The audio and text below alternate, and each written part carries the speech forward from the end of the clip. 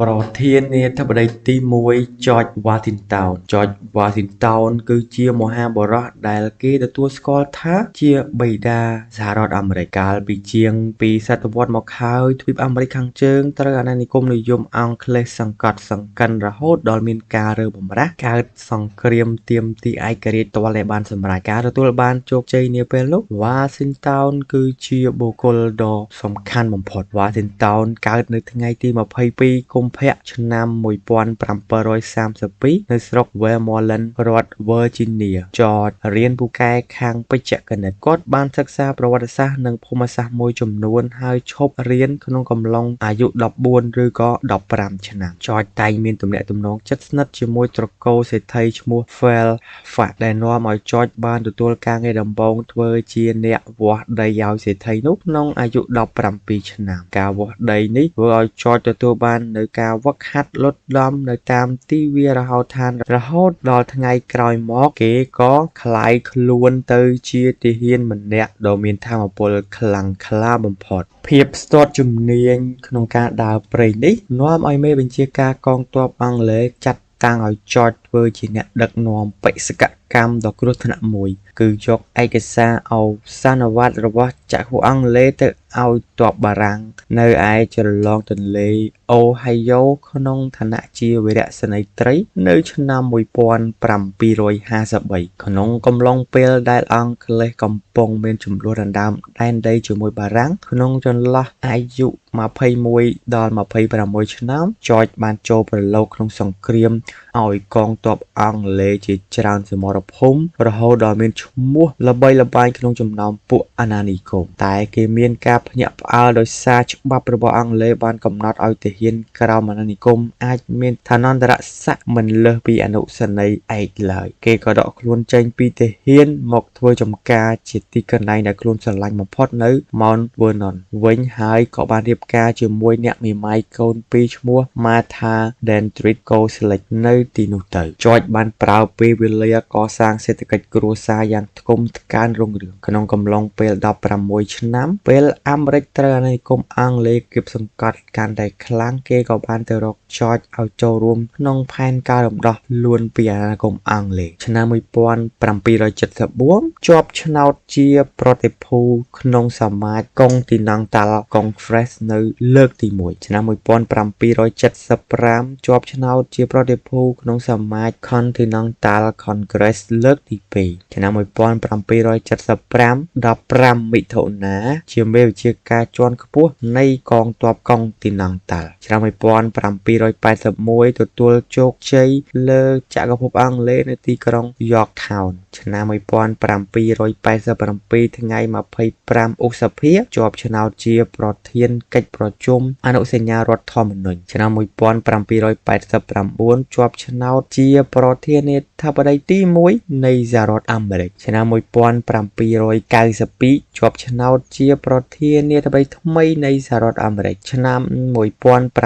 1796ថ្ងៃ19កញ្ញាប្រកាសបដិសេធមិនព្រមឈរឈ្មោះក្នុងអាណត្តិទី3ឆ្នាំ1798ថ្ងៃ4កក្កដាជាឧត្តមសេនីយ៍តូនិងជាអគ្គបញ្ជាការកងទ័ពថ្មីនៃសហរដ្ឋអាមេរិកឆ្នាំ1799 14ធ្នូទទួលមរណភាពនៅស្រុក Mount Vernon ក្នុងអាយុ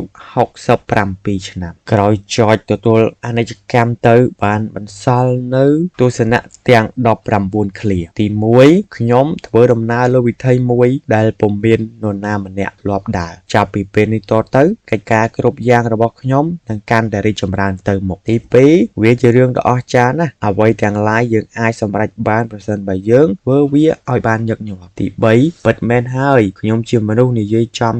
ដូចជាអ្នកអញ្ចឹងមើលចុះតើអ្នកណាបានសុខជាងអ្នកណាទី4ខ្ញុំចូលមកបម្រើប្រទេសជាតិក្នុងអាយុចំណាស់បន្តិចហើយហេតុនេះពេលនេះខ្ញុំគួរតែជាមនុស្សខ្វាក់ដែលមើលអ្វីមិនឃើញទី5ទោះបីជាមានការកែលម្អអំពីការងាររដ្ឋបាលរបស់ខ្ញុំក៏ខ្ញុំមិនអាចនឹកឃើញថាតើខ្ញុំបានធ្វើខុសដោយ ដោយអចេតនាអ្វីនោះទេតែទោះជាយ៉ាងណាក៏ដោយខ្ញុំដឹងថាខ្លួនខ្ញុំនៅមានចំណុចខ្វះខាតជាច្រើននេះជាហេតុផលមួយដែលធ្វើឲ្យខ្ញុំគិតថាខ្ញុំពុំមានប្រព្រឹត្តកំហុសអ្វីឲ្យធ្ងន់ធ្ងរនោះឡើយទី6ប្រសិនបើខ្ញុំទទួលយកមុខតំណែងជាភានាធិបតីខ្ញុំហាក់បីដូចជាមានការអៀនខ្មាស់ក្នុងការទទួលយកនេះជានិស្ស័យក្នុងជីវិតរបស់ខ្ញុំទី7យើងមិនអាចតម្រូវចិត្តមនុស្សគ្រប់គ្នាបានឡើយខ្ញុំជាអ្នកទទួលខុសត្រូវក្នុងការអនុវត្តច្បាប់ហេតុនេះវាប្រកាសជាធ្វើឲ្យអ្នកខ្លះគេមិនសប្បាយចិត្តចំពោះខ្ញុំឡើយទី8អ្នកណាសេរីភាពទី8ពេលណាសេរីភាពចាក់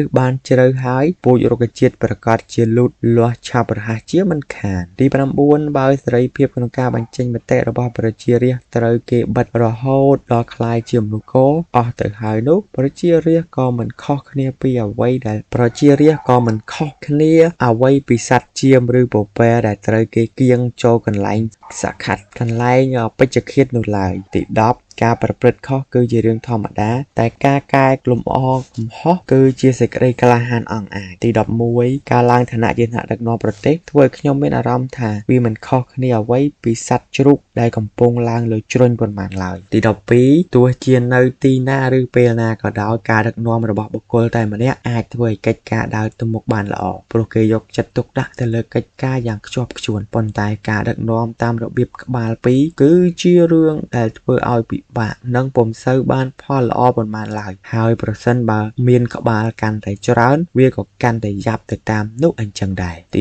13មនុស្សភាគច្រើនតែងតែស្រឡាញ់អំណាចហើយចូលចិត្តប្រើអំណាចទាល់តែហួសព្រំដែនព្រោះអំណាចជាអាហារដ៏ឆ្ងាញ់របស់គេទី14បាននិយាយទៅតាមហេតុផលរបបគ្រប់គ្រងរបស់សហរដ្ឋអាមេរិកពុំមានឫសគល់មកពីសាសនាគ្រិស្តអ្វីឡើយទី15ព្រះជាម្ចាស់ជាទីគោរពសូមព្រះអង្គមេត្តាប្រោះប្រណីជួយបន្ទន់ចិត្តដល់ប្រជារាស្ត្រឲ្យមានចិត្តសន្តោសអាស្រ័យរវាងគេនិងគ្នាប្រៀបដូចជាបងប្អូនរួមសាច់រួមឈាមតែមួយរបស់សហរដ្ឋអាមេរិកផងចុះទី16យើងមិនអស់សង្ឃឹមទេស្ថានភាពទាំងឡាយមុខជានឹងធូរស្រាលជាមិនខានប្រសិនបើមានបញ្ហាថ្មីកើតឡើងទៀតយើងត្រូវព្យាយាមរិះរកវិធីថ្មីដើម្បីដោះស្រាយនិងចាត់ចែងបញ្ហានីមួយៗទៅតាមចង្វាក់ពេលវេលាឲ្យដែលតានតឹងនោះទី17ការពារប្រសើរជាងព្យាបាលទី18យើងមិនចាំបាច់ទៅគិតខ្វល់ខ្វាយពីរឿងអតីតកាលធ្វើអ្វីគ្រាន់តែយកមេរៀនរបស់វាមកប្រើជាប្រយោជន៍ដើម្បីទាញរកកម្រៃពីបទពិសោធន៍ដ៏ថ្លៃកប់ក្តោងរបស់អតីតកាលនោះវាក៏ជាការគ្រប់គ្រាន់ណាស់ទៅហើយទី19សេចក្តីសុខនិងទង្វើប្រកបដោយគុណធម៌របស់មនុស្សវាតែងផ្សារភ្ជាប់ជាមួយគ្នាយ៉ាងជិតស្និទ្ធមិនអាចញែកពីគ្នាបានឡើយ